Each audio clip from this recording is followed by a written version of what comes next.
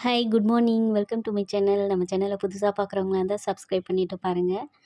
இன்றைக்கி என்ன பார்க்க போகிறோன்னா, செம்பருத்தி செடியில் பூச்சி தாக்குதல் வந்துகிட்டே இருக்கு இல்லையா, அதுக்கு நம்ம என்ன ஸ்ப்ரே பண்ணலான்னு சொல்லிட்டு பார்க்கலாம். வீட்டிலையே இருக்கிறத வச்சே நம்ம இந்த பூச்சி எல்லாம் விரட்டலாம். ஃபஸ்ட்டு பார்த்திங்கன்னா, செடியில் இருக்கிற பூச்சி எல்லாம் இந்த மாதிரி கிளியர் பண்ணிவிடுங்க. ஒரு சாஃப்டான ப்ரஷ்ஷை வச்சு இந்த மாதிரி இந்த அஸ்வினி பூச்சி தான் நிறைய இருக்குது. காய் செடியிலெல்லாம் ஈஸியாக வந்துடும்.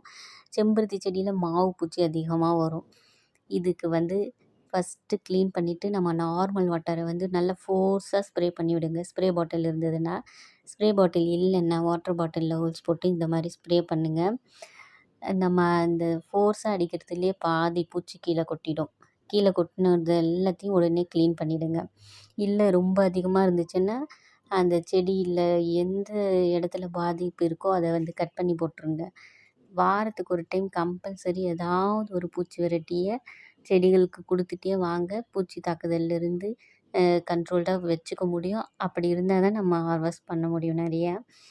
இப்போ தண்ணி ஸ்ப்ரே பண்ணிவிட்டு அதுக்கப்புறம் இந்த புளிக்க வச்ச ரைஸ் வாட்டரை நான் ஸ்ப்ரே பண்ணுறேன். ஒரு நாள் விட்டு ஒரு நாள் இப்படி கொடுக்கும்போது பூச்சி தாக்குதல் இல்லாமல் இருக்குது செடி. நீங்களும் ட்ரை பண்ணி பாருங்கள். Happy gardening. Thank you so much for வாட்சிங்.